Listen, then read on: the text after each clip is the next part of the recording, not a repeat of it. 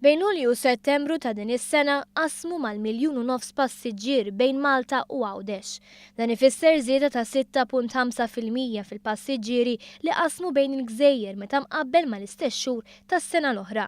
Skont statistika tal-Uffiċċju Nazzjonali tal-Istatistika f'Awwissu biss kien hemm żieda ta' kważi 9% fil-passiġġieri li qasmu lejn Għawdex meta mqabbel ma' Awwissu tal-2013. It-tkabbir ma kienx biss fis-sajf, fil-fatt l-ammont ta' persuni li qasmu bejn Malta u Għawdex bil-baħar fl-ewwel 9 xhur ta' din is-sena kien kważi ta' 7%. Fis-stqarrija l-Ministru tat-Turiżmu Edward Zammit Lewis innota bi pjaċir li dawn it-3 xhur li għaddew irreġistraw rekord ta' numru ta' passiġġieri li qasmu bejn Malta u Għawdex. Il-Ministru tat-Turiżmu żied li Awwissu 2014 ra l-akbar ammont ta' passiġġieri li qasmu lejn Għawdex sa minn qabel is-sena tar-riċessjoni. Zammit Lewis żied li dan ikompli jsaħħaħ l-importanza tat-turiżmu domestiku fejn ħafna familji Maltin jażlu li jqattaw l-jiem tal-vaganzi tagħhom ġewwa Għawdex.